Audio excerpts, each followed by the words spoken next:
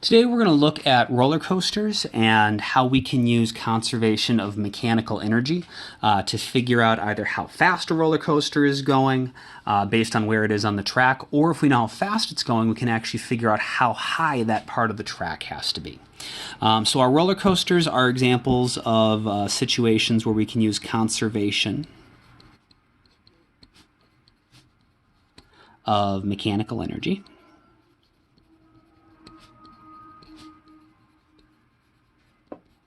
Which, remember, we could assume mechanical energy, which was the total of our kinetic and potential energies, was conserved as long as there were no outside forces on our system. So once a roller coaster starts in motion, as long as there's not like a ton of friction converting the energy into heat, and there's no one like running alongside the roller coaster pushing on it and giving it any extra energy, whatever energy is inside the roller coaster has got to stay inside the roller coaster for the entire trip. And as the roller coaster moves around the track, up and down the hills, all that's happening is the energy is switching forms from kinetic to gravitational potential, and then back to kinetic and back and forth.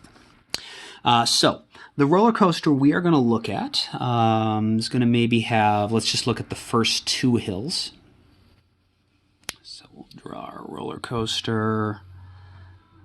The first hill is always the biggest one, and then maybe we'll have a shorter hill after that. We'll draw just the ground in for reference. And let's say this first hill is 30 meters tall. And the roller coaster train,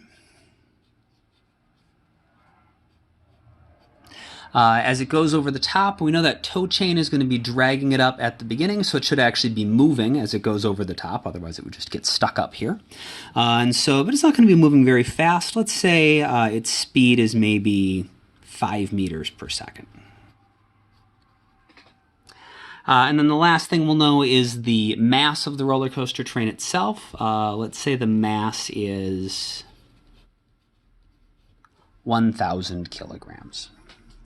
And what I want to figure out is when this roller coaster gets down to the very, very bottom of the hill, assuming there's not any air resistance or friction or anything that's going to affect its motion, how fast is it going to be going when it gets down here? We know just from our real-life experience that it should be going faster at the bottom than it was at the top, because that's how roller coasters work. They get faster and faster and faster as they roll down the hill. And so we know the speed down here should be bigger. We want to figure out exactly what it is. And so, like I said, this is a conservation of mechanical energy problem. So the first thing I'd like you to do is just, I'll give you the question and you can pause the video and then turn it back on once you have your answer. Since we're dealing with conservation of mechanical energy, at our two times that we care about here, figure out what kinds of energy do we have at the top of the hill, and what kinds of energy do we have at the bottom. Go ahead and pause the video, jot your answer down, and then turn the video and then hit play. Okay, so at the top of the hill, we are going to have our roller coasters in motion, so we should have kinetic energy. And at the bottom, we're moving as well, so we should also have kinetic energy down here. At the top, we are up off the ground. We have some sort of height, and so we're going to have gravitational potential energy. I'm sorry, this is kinetic energy. And then we should have gravitational potential energy at the top. But at the bottom, we don't have any height anymore, and so there's no gravitational potential energy down here. We have kinetic energy only. And so that means that the total energy we had at the beginning, all of this kinetic and gravitational potential energy at the beginning, should be the same as the total amount of kinetic energy we have down at the bottom, because there's nowhere for the energy to go as the roller coaster goes from the top down to the bottom. No new energy is going to get added to the roller coaster, so the total is not going to be any more, and there's nowhere for this energy to leave, so the total energy can't be any less. We have to get all of this energy is just going to convert into kinetic energy. And so with that as a hint, I would like you to try to set up and solve the problem and figure out what is the speed at the bottom going to be. And I'm just going to introduce a notation system because we're going to look at a few different points on the track here. We're going to call this point 1 and point 2. So you can talk about the kinetic energy and the gravitational potential energy at point 1. Talk about the kinetic energy at point 2. So go ahead and pause the video, try to solve the problem.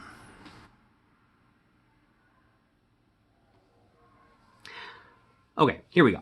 So we know that the mechanical energy we have at position 1 has to be the same as the mechanical energy at position 2.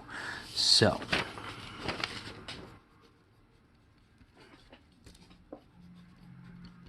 it's just our conservation of energy statement.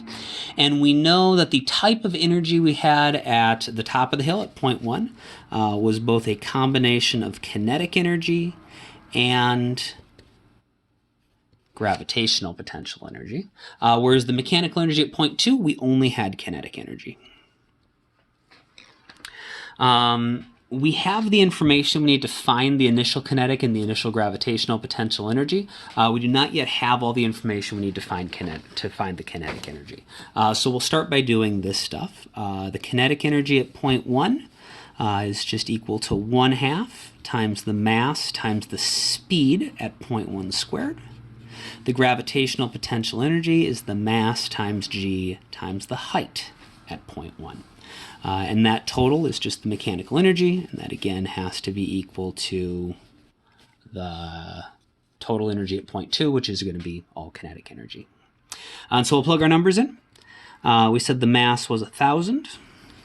We said the speed at point 1 was 5 meters per second squared plus 1,000 times 9.81. I'm sorry, it's kinetic energy. Times the height, and we said the height of that first hill was 30 meters. And so this comes out to be 12,500 joules. Plus, this comes out to be 294,300 joules. So that gives us our total energy at the beginning is 306,800 joules. That's our mechanical energy, both at time 1 and time 2. And of course, that has to be equal to the kinetic energy at time 2, because all of this energy that we had, all of our mechanical energy, becomes pure kinetic energy at time 2, or at position 2. So then it's just a matter of solving. So the equation for kinetic energy, so our 306,800 joules has to be equal to our kinetic energy, which is 1/2 times the mass times we'll use the speed at point 2 squared. So our 306,800 has to be equal to 1/2 times our mass of 1,000 times whatever that speed at point 2 squared is. So we'll just solve this for v squared. So to get rid of the 1/2, we'll multiply by 2. Then we'll divide by 1,000. Has to be v2 squared. That comes out to be 613.6. It's going to be v2 squared. And so the speed at point 2 is going to be the square root of that, which comes out to be 24.8 meters per second. And that passes sort of the test we had at the beginning, where we said we knew the speed at the bottom had to be bigger than the speed at the top, because that's how roller coasters work. They go faster when they get down to the bottom. And so 24.8 is indeed bigger than 5, and so that checks out. So I'm actually going to add that to our diagram here. All right, so 24.8 meters per second when we get down to the bottom. Now, as the roller coaster goes down the hill, it's getting faster and faster and faster, because this potential energy it had, it's getting lower and lower, so it's losing potential energy, but it's gaining kinetic energy, so it's going to get faster and faster and faster. The fastest it'll get to is where it is down at the bottom here, because there's no potential energy left, so all of the energy is kinetic. And as we go back up the hill, that process should reverse. As we gain height, we've got to gain gravitational potential energy. That means that we've got to lose kinetic energy because our total energy has to stay the same. And so it should slow down as it goes up the hill, which if you've ever been on or seen a roller coaster, you know that's what happens. They slow down as they go back up the hills. And so I want to know if this second hill is 10 meters tall. I want to know how fast is the roller coaster moving at the top here. And we should be able to sort of intuit to see if your answer makes sense that it's got to be slower than 24.8. But it's not as high as it was here. And so it shouldn't have as much potential energy as it had here. And so it should have more kinetic energy. And so it should be faster than 5, but smaller than 24.8. So go ahead and try to figure out, we'll call this time 3. Try to figure out what the speed at time 3 or position 3 is here. So go ahead and pause the video and then turn it back on when you're ready. All right. We said conservation of energy had to apply the entire time because however much energy it has at the beginning, there's nowhere for the energy to go. There's nowhere way to gain or lose energy. So the total energy we had at the beginning has got to be the same as the energy down here and the energy up at the top of the hill. When we get up to this second hill, we are back to having a combination of kinetic energy and gravitational potential energy. And so we should be able to set our energy at time 1 or our energy at time 2 equal to our energy at time 3. And since we already actually did a whole bunch of the work to figure out the energy at time 1, I'm just going to sort of reuse those calculations. So we know the total mechanical energy at time 1 and time 2 and time 3 should be the same. And so I'm going to use the fact that I know what the mechanical energy was at time 1, because we calculated that. It was just this 306,800. That has to be equal to the mechanical energy at time 3, which is the part I actually care about. And so our mechanical energy at time 1, we said that was 306,800 joules. And the types of mechanical energy we had at position 3 was both combination of kinetic and gravitational potential energy. So that's got to be equal to the kinetic energy at time 3 plus, kinetic energy at time 3 plus the gravitational potential energy at time 3. We're looking for the speed. And speed is tied to the kinetic energy. So if we can figure out what the kinetic energy is, we can figure out what the speed is. So to do that, we need to figure out what the gravitational potential energy is. And then we'll be able to subtract that from our total to figure out our kinetic energy. So the gravitational potential energy at time 3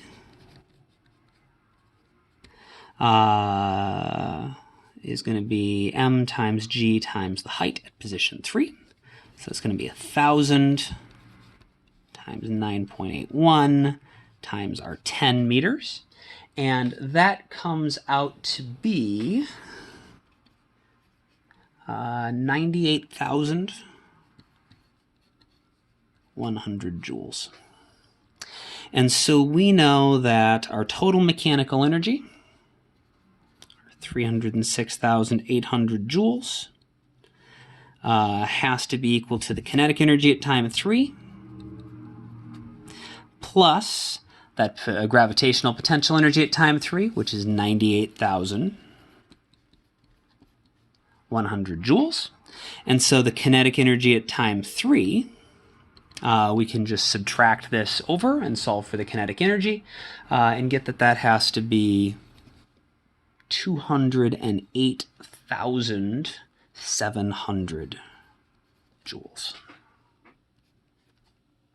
And now that we actually have the kinetic energy, we have the type of energy associated with speed, we can solve for the speed. So kinetic energy, 1/2 mv squared. I want to make sure we use the speed at time 3 there. Has to equal 208,700. So 1/2 times 1,000 times the speed at time 3 squared has to equal 280,700. And so we will get that the speed at time 3 squared winds up being 417.4. So if we solve for v3 squared, divide by 1,000 and multiply by 2, you get that. And so the speed at time 3 is going to be the square root, 417.4, which comes out to be 20.4 meters per second, which again matches up with our expectations. We said that it had to be going faster than it was at the top, because at the beginning it was higher up, so it had even more gravitational potential energy, so it had less kinetic energy. It should just be going the slowest at the top. So 5 is less than this 20.4 we got here. But also it should be going slower than it was at the very bottom. At the bottom it was going 24.8, and it slows down as it goes up the hill, and 20.4 is indeed slower than 24.8, so that checks out. And this can continue on and on and on as the roller coaster gets higher and higher and higher. It gains gravitational potential energy, which means it loses kinetic energy. And as it gets lower, it loses gravitational potential energy and gains kinetic energy. And so if you know the height, here the height was 0, here the height was 10, you should be able to figure out the speed.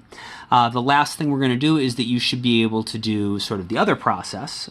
You should be able to figure out what height it's at based on the speed. And so we know we're going 20.4 meters per second here. As it goes down the hill, it's going to speed up. When it gets back down to the bottom here where the height's 0, it should be going 24.8 meters per second again. But that means somewhere on the way down, it's got to be going in between 20.4 and 24.8. So somewhere along the way, the speed should be, let's say, 23 meters per second.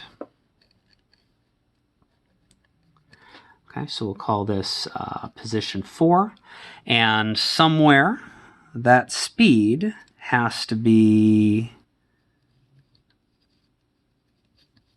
23 meters per second. And so I want to know what height does that occur at. So at what height is our speed going to be 23 meters per second? And so once again, think about what kinds of energy you have and try to solve the problem on your own. Pause the video, turn it back on when you are ready to go over the solution.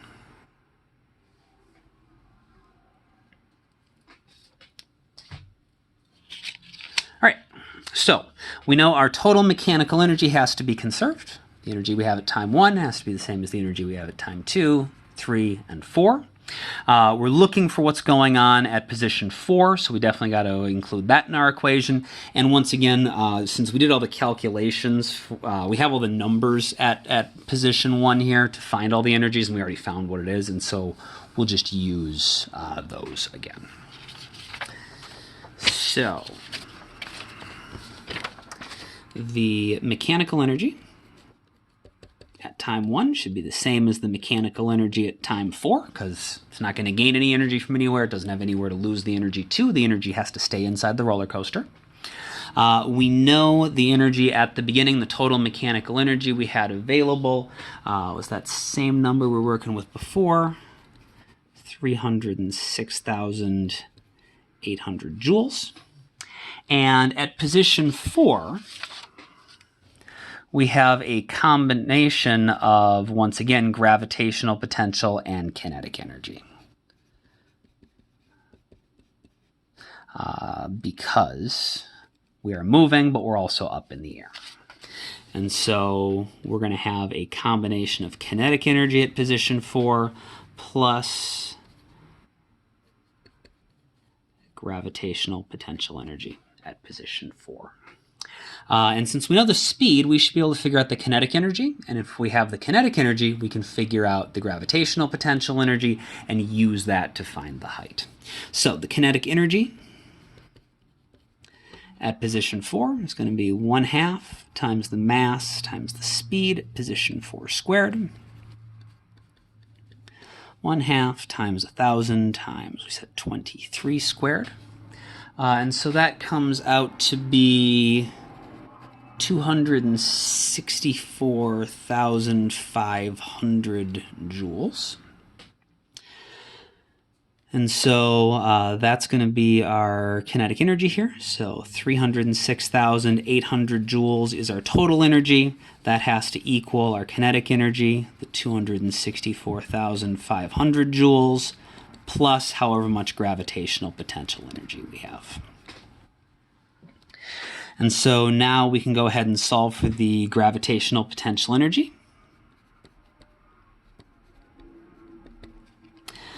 We just subtract these, so the 306,000 minus the 264,500 that is gravitational potential. And that's going to give us 42,300 joules is going to be our gravitational potential energy at position 4. And now that we actually know the gravitational potential energy, because gravitational potential energy is the thing connected with height, we can solve for the height itself. So gravitational potential energy is m times, so the mass times g times the height at position 4, which is going to be, running out of space here, 1,000 times 9.81 times the height at position 4. And we know that total has to be our 42,300. And so the height at position 4 has got to be our 42,300 divided by 1,000 divided by our 9.81. And so that gives us the height at position 4 is 4.3 meters. And once again, we should be able to check to make sure this is reasonable. If we have a speed that is in between our 20.4 and our 24.8, it's got to be at a height that's in between those. We said it was a 10-meter tall hill, and somewhere on the way down, its speed should be 23 meters per second. And so the fact that the answer we got, the 4.3 meters, is in between 0 and 10 is also a good sign.